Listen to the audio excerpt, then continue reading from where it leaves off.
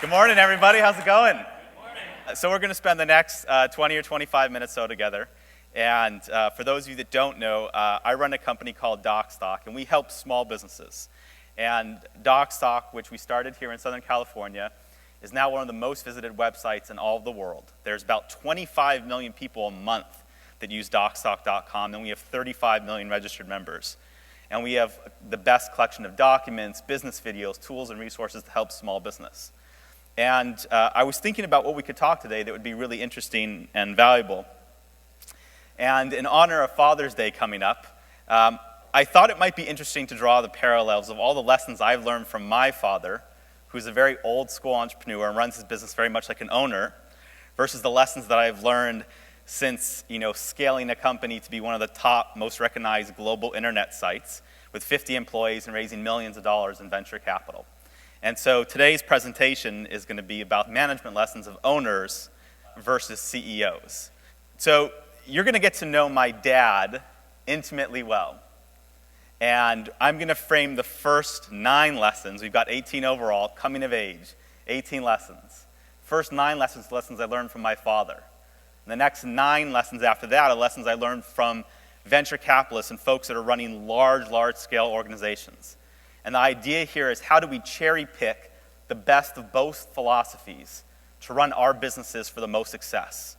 Because that's what we really care about, right? You're here because you want to figure out how to grow your business, how to run it with less hassle, how to help more people, and that's what I think I can help you do in part today. So the first thing I learned from my dad as an owner is you do whatever needs to be done. And I'm preaching to the choir here, I don't need to tell you, but you do any job. And my dad came to this country in the 1950s. He's Persian Jewish. He came here without any money, and he slowly started saving up money and started buying a little bit of real estate. And I saw him growing up do every job there was. He did bookkeeping. He was the plumber. He was the pretend manager of his own buildings. He did every single job that needed to get done. And there is no hubris. There is no ego. There is no saying, I am better than that. When you are in business for yourself, you and us are responsible for everything.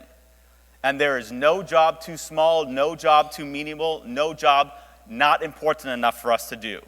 Whatever needs to get done, we do. The second thing I learned from my dad's name is Nuri. My dad's 83 years old as of a couple of days ago. Is my dad will negotiate everything. I'm sure you may think, oh no, I already do that. No, let me give you an example. When we go to Rite Aid to buy my mother's prescription drugs, he will try to negotiate with a nice lady behind the counter the price of her prescription drugs. And you know what? Sometimes he gets a discount. Genuinely. There was one time that we were in line at Rite Aid, and he goes to the woman behind the counter, I can't believe it, you look so beautiful today, that's why you should give me 20% off. And I genuinely think she was so confused, she gave him the discount just to let him go. Right? Meanwhile, there's a line of 15 people behind us. I'm like, Dad, can we just buy Mom's heart medication and leave? But what I learned from my dad is that every penny matters. You save and you put together. And any price that anybody quotes us, that's not the price that we're paying for. And the way that we grow our businesses and the way that we're successful is that we look at every single expense and we manage our money so carefully. There is not a single thing that I ever saw my dad not negotiate. In fact, I never even got an allowance growing up. Every time I needed money for anything, I had to go to him and make a case of why I needed $2, $3, $5. My one trick was that all the way up through 8th grade, I lied to him and convinced them that lunch money was $2 when it was actually $1, so I always had that extra dollar to spare. That was the one thing he didn't figure out how to negotiate back. Or maybe he did and he just cut me some slack. Number 3, as owners, cash is our king. We got to protect our downside risk. The name of the game is to stay in the game. Your cash is king. Benefit and fortune favors those who stay in it longer. You've got to always be thinking as you're growing your business, yes, I want to keep growing, I want to do better, but you've got to protect that downside risk. Don't ever put yourself in a position where the risk you take is unwarranted to the reward that you can get. I'll repeat that. Don't take risks that are unwarranted and unproportional to the reward you can get on the upside. We are all better off for being able to live to fight another day. And watching your cash and making sure that you're always protecting your downside risk is one of the most important things that I've ever learned. It also means that even in a company today where I have 50 employees and we go by GAAP accounting and we have all these rules, the first thing I always ask my director of finance is how much cash came into the company this month and how much went out. I don't want to know the GAAP reporting. I don't want to know, what we're spending on everything that's amortized. I don't want to know the fancy accounting. We'll get to that later. I still run our business to this day, which does millions and millions of dollars of revenue, as what cash is going in and what cash is going out. Number 4 from owners. Nobody's going to figure it out for you. Nobody's going to figure it out for you. Now, what is nobody going to figure out for you? Anything, everything, all of it. But most importantly, nobody's going to figure out for you how to get your customers or make sales. And a lot of times as business owners, we want to focus on the thing we do. I make great clothes. I give good advice. I build great properties. And those are great, fantastic skills to have. But at the end of the day, we grow our businesses by the ability to get people to want to use our products or services. And how many times have we asked ourselves, well, can't somebody else just figure that out? Can't somebody else figure out the sales? Can't figure out somebody else figure out the marketing? True story.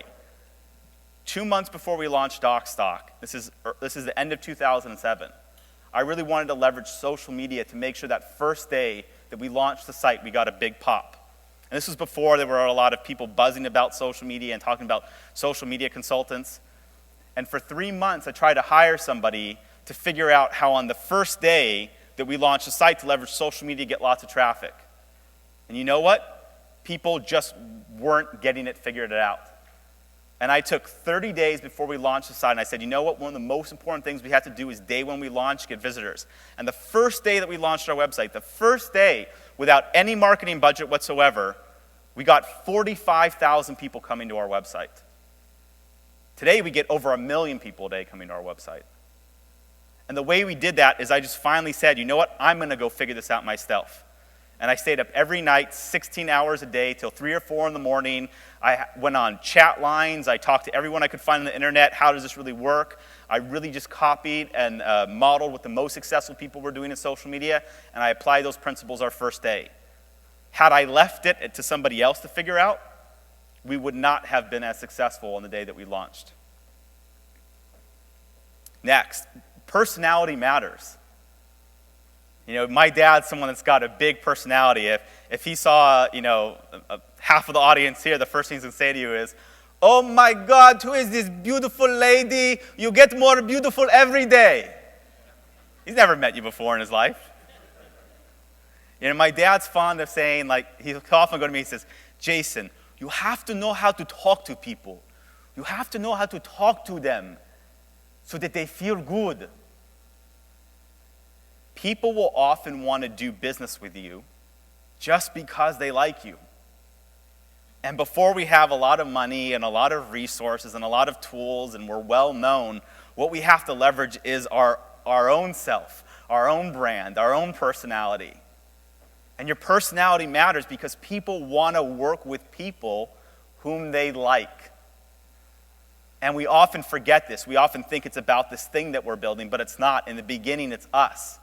And your personality and your ability to connect and engage and get people to like you is probably the most valuable commodity you have early on in the business before there's lots of other resources. Fortune favors the bold.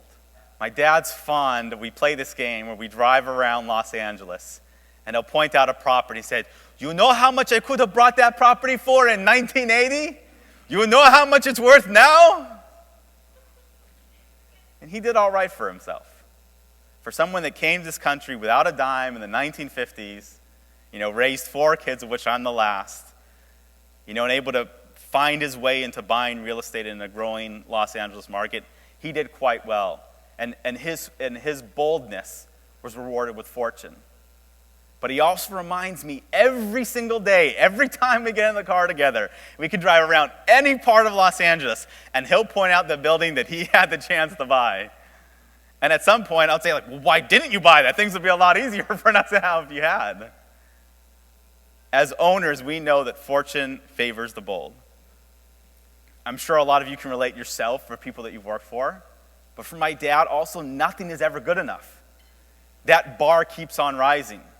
In fact, he has a phrase that he's quite fond of, which is, I'll tell him something that I did that I thought was good or that he should be proud of or that deserves some merit. And he'll respond and he'll say, congratulations, Jason, I'll give you a shit medal.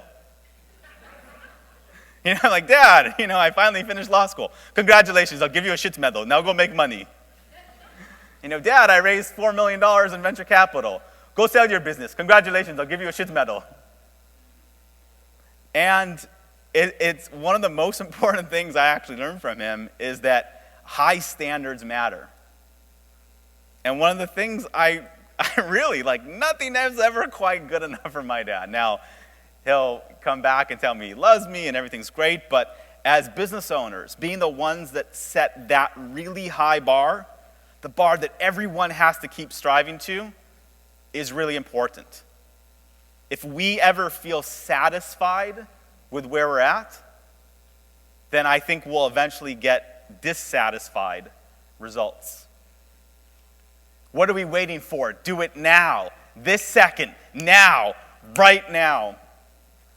In a previous business I had, we were running a consulting company, and a very wonderful, lovely man, Mike Sheminsky, who was an extremely successful real estate investor, totally self-made man, very poor growing up, probably built a net worth of hundreds of millions of dollars.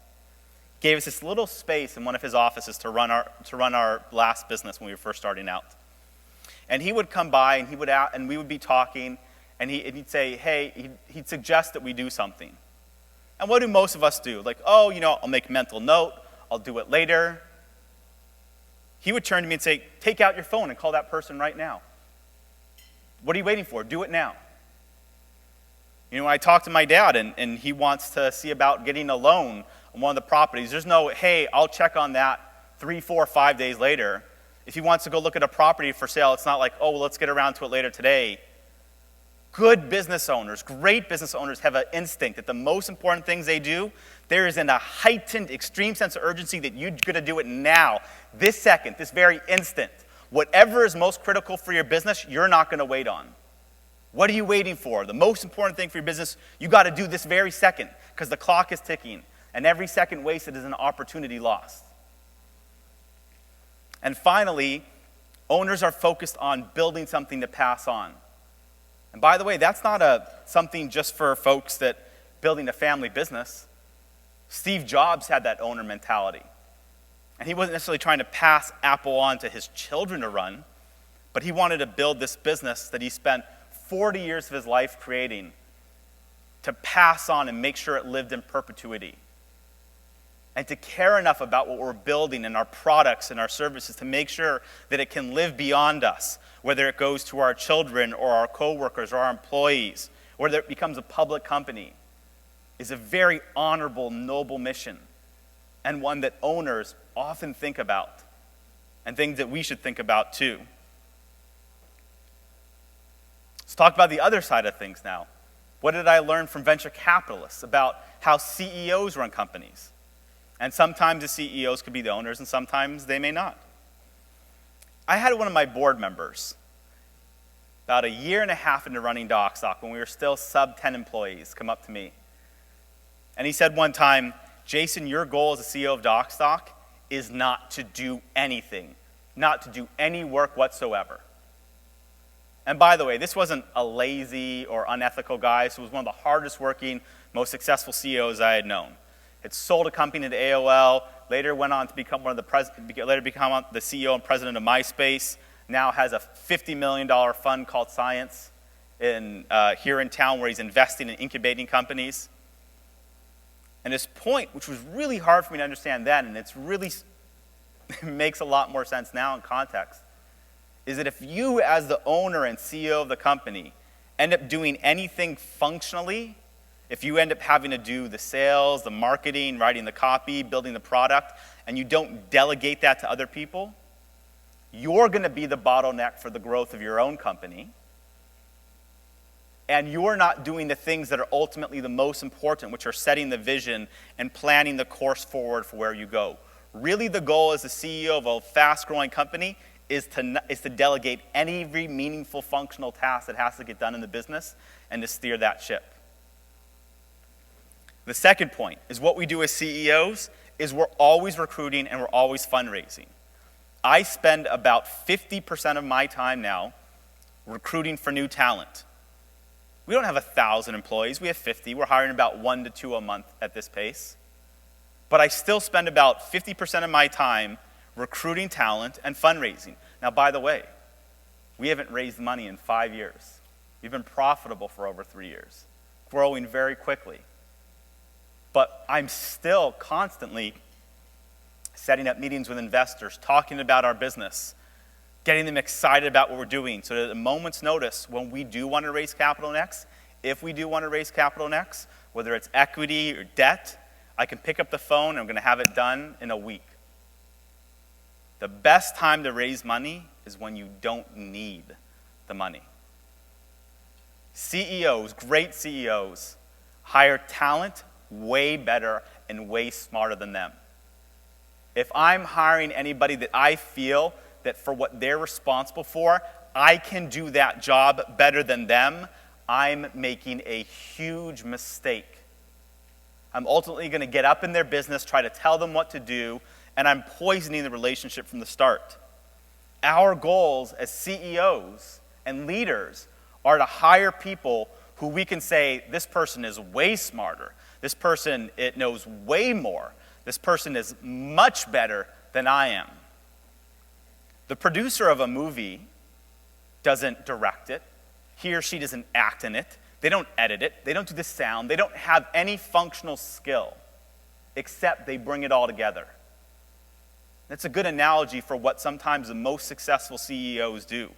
You don't have to be the best at anything you do, except bringing together great talent and pointing them on the course of action. The simplest management style I can say that the most successful CEOs have is they do 3 things. They define objectives. Here's our goals of where we want to be. In 180 days from now, in a year from now, here's the revenue we want to be making, here are the number of customers we want to have, here's the average scores that we want to have on our customer feedback. What are all the resources you need? Resources are money, resources are people, resources are access to talent and vendors and partners that you work with. I'll make sure you've got all those. You know it, and I'll define the objectives. After I do both of those, I'm going to step aside. It's now your responsibility to make it happen. I'm not going to tell you what to do. I'm not going to tell you how to do it. All we're going to do is agree on a result that we have to get to in a period of time. We'll agree on what resources are needed, of which I will make sure are provided to you. And everything else, my team, you guys, are responsible for making sure it happens. That is the management philosophy of the most successful CEOs. But that doesn't mean that there's no accountability in the process. It doesn't mean that people get to do whatever they want. You hold people accountable. You hold your team accountable for getting those results, but you also encourage mistakes. My whole professional career, I've worked for myself except for 1 year where I worked in a startup doing sales and marketing. And I was 23 at the time, and I merged the wrong database. And I sent out an email to the entire wrong customer set that could have been very potentially offensive and misconstrued the wrong way, because it was a set of folks that shouldn't have gotten a hard offer that ended up getting a hard offer for something. And the owner of the company came to me, and I was sure I was going to get fired. I was positive. I'm like, this is it. Made a big mistake. This is how people get fired. And he sat me down and he said, you may be expecting to get fired over this, Jason. I'm not going to fire you, because that's going to let you off the hook You made a mess. Go clean up your mess, make this right, and make it better. And that's what the most successful CEOs do. They take the opportunity to actually let people make mistakes and use it as a learning opportunity, and they create ownership around the mistake. Instead of punishing the person that made the mistake and threatening their job and making them feel disconnected from the result, give them ownership around that result. This is your mess, you clean it up. How? I don't know, but you figure it out. Going back to the previous step, stepping aside doesn't mean we don't hold people accountable. We hold them accountable, but we encourage making mistakes, because it's only through making mistakes that we eventually figure out how to get to the best results. Took me too long to learn this lesson, but be very generous with your praise. Your team, the people that are working for you, are going to feed off of your positive reinforcement. Give praise. Don't take credit for yourself. It's not the results that I got. It's not the results that I did. It's what they accomplished, what we accomplished. Be very open and generous with taking credit, sharing credit, and really encourage critique. We do quarterly reviews of all the employees in our company. And in that process, every single one of the employees has an opportunity to sit down with their manager and say, here's also what I think that you need to improve and what I need help with. Every week, I will take at least one of my employees out to lunch or coffee, and I'll ask the same two questions every time. What can we be doing better as a company, and what can I get better at? And that's whether it's a senior member of my management team or an entry-level employee that I don't interact with much day to day. Culture matters. If we, as the leaders of our company, aren't the ones defining and creating the culture, a culture will still be created. And so do you either want to direct that for the benefit of your company or let it happen without focusing on it? And the final two. One of the best pieces of advice I got early on from a great CEO coach was, there's a continuum, Jason, of how you're going to run your company. And on the one side, you're going to do all the doing and directing. You're going to do things yourself, and you're going to tell people what to do. And on the other side, you're simply going to be a coach and a cheerleader. You're going to cheer people on for their successes, and you're going to help mentor people to make the decisions that are in the best interest of the company. And he told me, I spend 95% of my time coaching and cheerleading, and 5% of my time doing directing. And he asked me what I did, and I said, honestly, I probably spend about 85% of my time doing and directing, and 15% coaching and cheerleading. And I'm not quite where he was now, but I'm doing my best to inch over. And as we build larger scale organizations, it's sure more important to be on this side than it is on that side. And great CEOs create, have, and articulate a big vision for their company. And they don't think week to week. They think, what's this company going to look like 5 to 10 years out? As Stephen Covey says, they start with the end in mind. And they go backwards from everything that needs to go from there. And if you asked anyone, what does this company look like in 10 years? They'll be able to paint you the most beautiful, articulate tapestry of what that company is, such that you'd want to step into that experience and say, I would love that company's product or service today. I would love to work at that future company. And they do it for their employees, and they do it for their customers, and they do it for their partners. So that's what I learned from my dad as an owner, and also what I've learned from really great CEOs and the venture capitalists that fund those CEOs. And the trick of it is, these parables, these lessons, sometimes don't exactly jive with each other and are sometimes contradictory. And the fact of the matter is, there's no exact right or wrong. All that makes a difference is that we get to the results we want as business owners, that we help other people, and that we find purpose and happiness along the way. And I think what we need to do is, based upon the circumstance, pick and choose which of these lessons serves us best. And I feel very grateful to have both an example for my dad, who built a business of one his entire life, and to learn all the lessons that he taught me, as well as from amazing CEOs who run tech companies with thousands of employees. And I think the advice I've gotten from both is just as valuable. And I hope sharing it with you this morning was as well. Thank you.